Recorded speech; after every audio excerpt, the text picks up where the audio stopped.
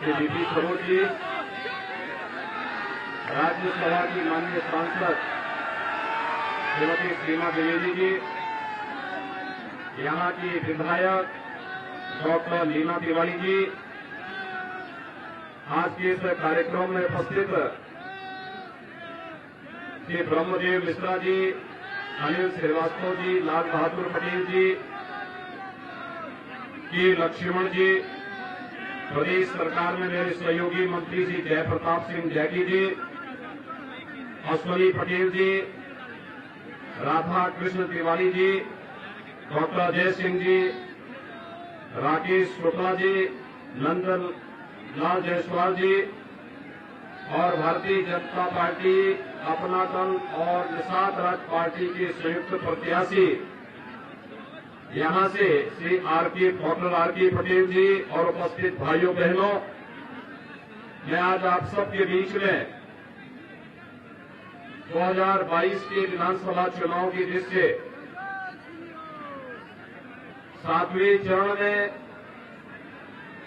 Bharatiya Janata party गठबंधन के प्रत्याशी अपना दल एसए डॉक्टर आर.के. पटेल जी के समर्थन में सहयोग और समर्थन प्राप्त करने के लिए आया हूं। भाइयों बहनों, आपने 2017 में डॉक्टर लीना तिवारी जी को यहां से विधायक बनाया था और विधानसभा में उन्होंने पूरी ईमानदारी के साथ, पूरी मजबूती के साथ इस क्षेत्र के विकास के लिए कार्य करने का प्रयास किया।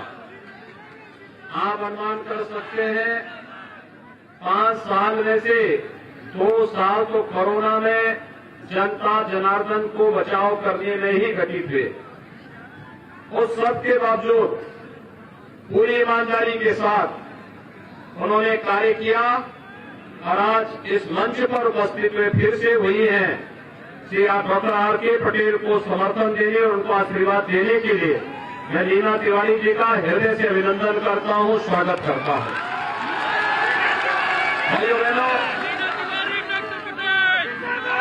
6 चरणों के चुनाव संपन्न हो चुके हैं और 6 चरणों के चुनाव के बाद पहले दिन से ही मैं प्रचार कर रहा हूं। पहले चरण से लेकर के लगातार हर चरण में लगभग अधिकतर सीटों में हम जा चुके हैं और मैं कह सकता हूं कि 6 चरणों के रुझान बताते हैं कि भारतीय जनता पार्टी, अपना दल और निषाद पार्टी का जो ये एनडीए का गठबंधन है, यह प्रचंड बहुमत के साथ फिर से उत्तर प्रदेश के अंदर सरकार बना रही है।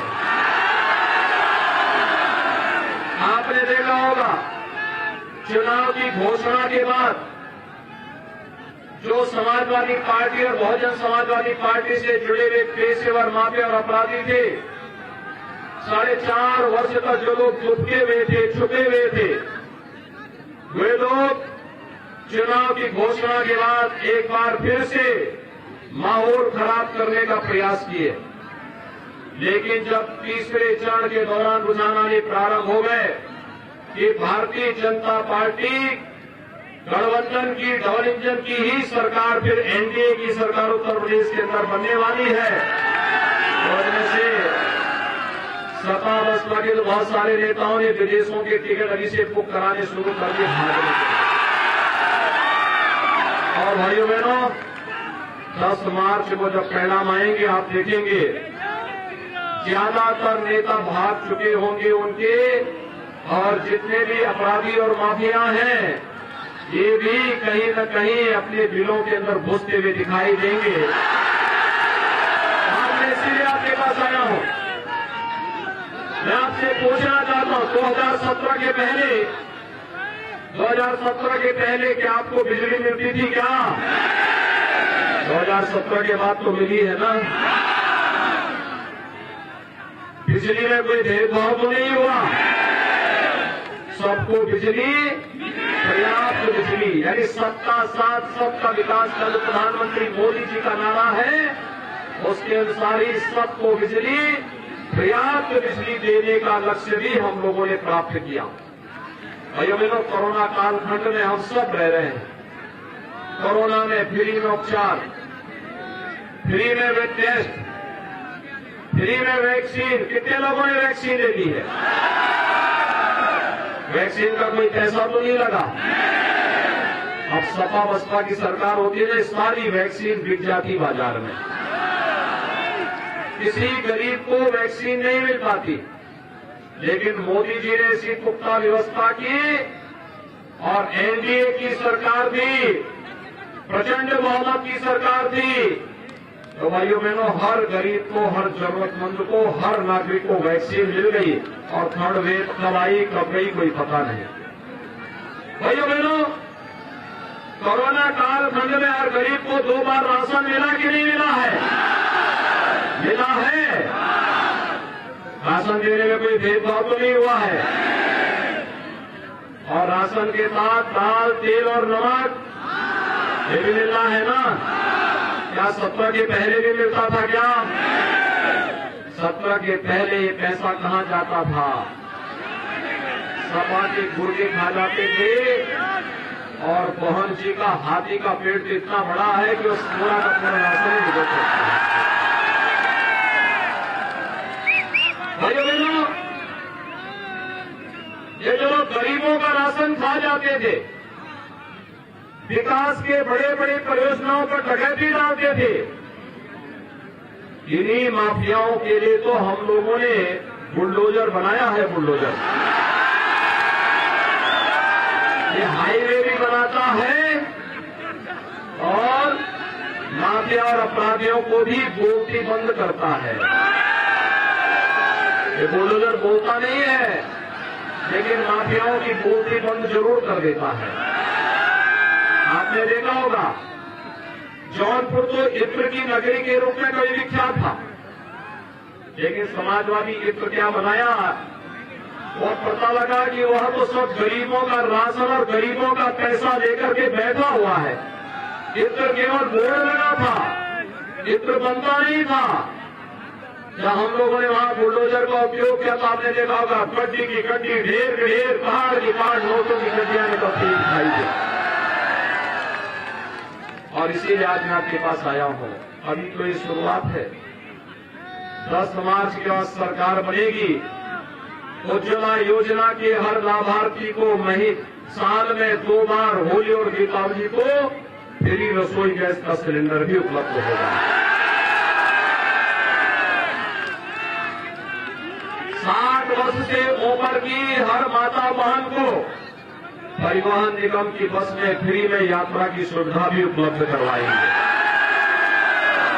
कॉलेज जाने वाली हर बेटी को, मेधावी बेटी को स्कूटी उपलब्ध करवाएंगे।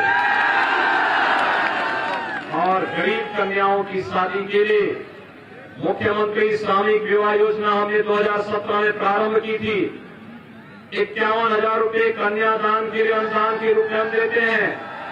अब भाइयों बहनों, इस राशि को अगले 5 साल के अंदर 1 लाख करने का प्रस्ताव है। 1 लाख।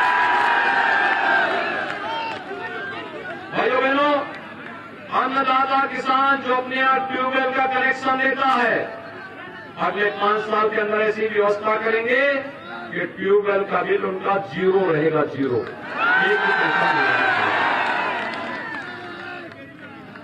और यही नहीं, युवा कैसे छूट सकता है? 1 करोड़ युवाओं को वर्तमान में हम टैबलेट स्मार्टफोन दे रहे हैं। समाजवादी पार्टी शिकायत की है चुनाव आयोग से, क्योंकि सपा का तो नारा है सबका साथ लेकिन सिपाही खानदान का विकास। नौकरी निकलती थी, चाचा भतीजा दोनों वसूली में निकल जाते थे। कोई कार्य होता था, इतनी डकैती डालते थे कि विकास होता ही नहीं था। सपा के गुर्गे खा जाते थे। और भाइयों बहनों, आज मैं इसीलिए आपके पास आया हूं। आपसे मैं इसीलिए कहने के लिए आया हूं, देखिए वे लोग नौकरी भी नहीं रखने देते थे, आज स्मार्टफोन और टैबलेट भी नहीं रखने दे रहे हैं। लेकिन हमने तय किया है 10 मार्च के बाद प्रदेश के अंदर 1-2 करोड़ नौजवानों को टैबलेट स्मार्टफोन देंगे। ऑनलाइन एजुकेशन ऑनलाइन एग्जामिनेशन और ऑनलाइन कंपटीशन की प्रिपरेशन के लिए भी डिजिटल एक्सेस फ्री में उपलब्ध करवाएंगे उत्तर प्रदेश के हर नौजवान को। माँ बाप के ऊपर कोई खर्चा नहीं आएगा। अगले 5 साल के अंदर ऐसी व्यवस्था करेंगे कि भाइयों बहनों, हर परिवार के एक सदस्य को नौकरी, रोजगार अथवा स्वतः रोजगार के साथ जोड़ने का कार्य भी करेंगे। वृद्धजनों, विधवा महिलाओं और दिव्यांगजनों को 1 करोड़ लोगों, 1 करोड़ परिवारों को वर्तमान में हम 12,000 रुपया पेंशन दे रहे हैं। पहले पेंशन 300 रुपये थी और सपा ने तो इसको रोक दिया था। हमने बहाल किया, राशि को बढ़ाया। इस समय 12,000 रुपये सालाना पेंशन दे रहे हैं। और भाइयों बहनों,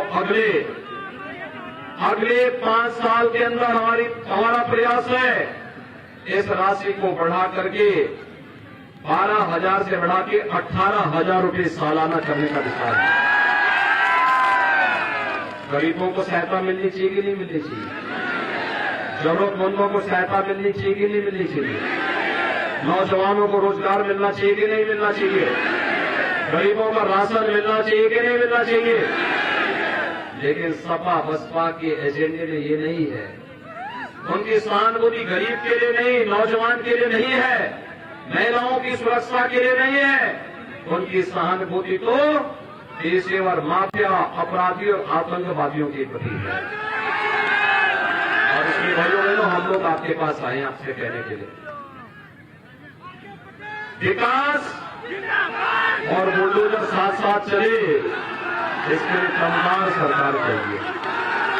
दमदार सरकार के लिए आप समर्थन और सहयोग करेंगे, मजबूती के साथ सहयोग करेंगे। Doctor R K. पटेल को भारी बहुमत से विजयी बनाएंगे। भारतीय जनता पार्टी यानी और निषाद पार्टी और अपना दल के जितने प्रत्याशी जनपद जौनपुर से होंगे, इन सभी 9 के 9 प्रत्याशियों को विजयी बनाएंगे। देखना, आपके घर की शुरुआत होती है सुबह चाय पीने से। कप प्लेट लेकर के डॉक्टर आर.के. पटेल आपके पास है। इस कप प्लेट में हर घर तक पहुंचाइए। और मड़ियाऊ विधानसभा क्षेत्र में याद रखना, सपा गठबंधन ने जो प्रत्याशी उतारा है, देखना चुनाव के बाद फिर कहीं नजर नहीं आएंगे, कहीं नहीं।